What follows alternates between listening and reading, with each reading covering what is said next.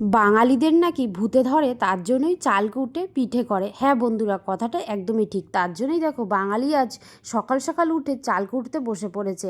শহরে কিন্তু ঢেঁকি পাওয়া যায় না, গ্রাম হলে কিন্তু এই সব চাল ঢেঁকিতেই কোটা হয়। তাই সকাল সকাল গোবিন্দভোগ আতপ চাল ভিজিয়ে দিয়ে দু রকমের শিলনোড়ায় একদম ভালো করে পেস্ট করে চাল নিতে চেলে নিয়ে খুব সুন্দর একটা মিহি পেস্ট তৈরি করে ডেকচির মধ্যে ঢেলে নিয়ে তারপরে ওর মধ্যে দুধ দিয়েছি কিছুটা পরিমাণ, আর চিনি আর গুড় হাফ হাফ করে মিশিয়ে চিনি গুড় দুটোই কিন্তু ডেকচির মধ্যে এখন দিয়ে দেবো। আর এই দেখো ডেকচির গুঁড়োতে কিন্তু আগে থাকতে কিছুটা পরিমাণ দুধ দেওয়া ছিল।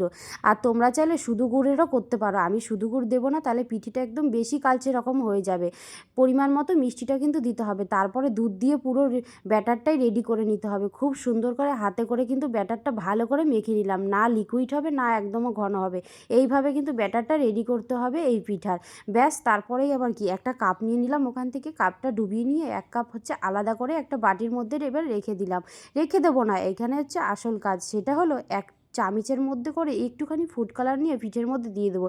এটা কিন্তু খাবারেরই কালার, এটাতে কোনো অসুবিধা হবে না, আমি সব রান্নার খাবারেই দিয়ে থাকি। দেখো কালারটা দেওয়াতে কত সুন্দর একটা কালার চলে এসছে। হ্যাঁ, এইবার হচ্ছে আসল কাজ, যেটা তোমাদের বলি। একটা ফ্রাইং প্যান বসিয়ে দিয়ে তার মধ্যে দিয়ে দিলাম কিছুটা পরিমাণ তেল। তেলটা গরম হতে থাকুক, আর উপকরণগুলো দেখি কী কী রেডি করে নিয়েছি। এখানে আমি মাখা সন্দেশের ক্ষীর নিয়েছি ভিতরে ভরার, আর হচ্ছে 2 রকমের গোলা এখানে রেডি। তোমরা চাইলে এখানে যে যেরকম ক্ষীর পছন্দ করো, দুধের ক্ষীর, নারকেলের ক্ষীর, সে যে যেরকম পছন্দ করো ভিতরে দেওয়ার জন্য নিতে পারো। আমি এখানে সন্দেশের ক্ষীরটাই নিয়েছি, আমার এইটা বেশি ভালো লাগে খেতে পাটিসাপটার মধ্যে। আর এইটা কিন্তু আজ কি হচ্ছে সেটা তোমাদের বলাই হয়নি, এটা কি পিঠে তৈরি হচ্ছে, তাহলে তোমরা দেখতে থাকো, না দেখলে কি করে বুঝবে। তার জন্য দেখো প্রথমে কিন্তু যে রঙিন ব্যাটারটা রেডি করি সেটা চামচের মধ্যে দিয়ে ঘুরিয়ে ঘুরিয়ে আগে মটিংয়ের মতো ঘুরিয়ে ঘুরিয়ে একদম সুন্দর করে দিয়ে দিলাম। তোমরা চাইলে এখানে বোতল কিনতে পাওয়া যায়, সেখানেও দিতে পারো। আমার কাছে কিন্তু বোতল ছিল না, তার জন্য কি করবো না, হাত দিয়েই চেষ্টা করলাম, দেখি হয় নাকি। তারপরে দেখলাম না, খুব সুন্দরও হচ্ছে। তোমরা কিন্তু চাইলে এরকমভাবেও করতে পারো। তারপরে যখন হলুদ ব্যাটারটা দেওয়ার পর একটু শুকিয়ে আসবে ব্যাটারটা, তারপরে কিন্তু এই ওপরে সাদা গোলাটা দিতে হবে, না শোকানো পর্যন্ত কিন্তু দেওয়া যাবে না।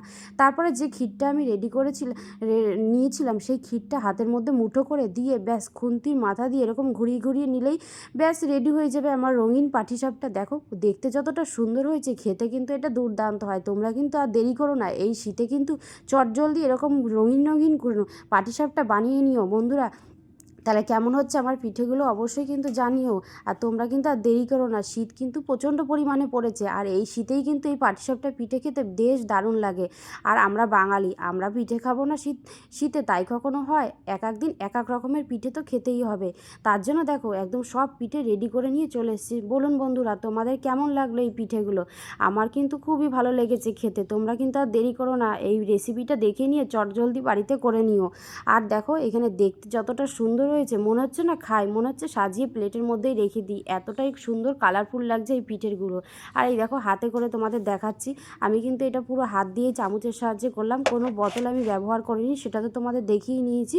তোমরা চাইলে বোতল কিনতে পাওয়া যায় বাজারে, কিনে এনে ওই লিকুইড ব্যাটারটা ভরেও করতে পারো।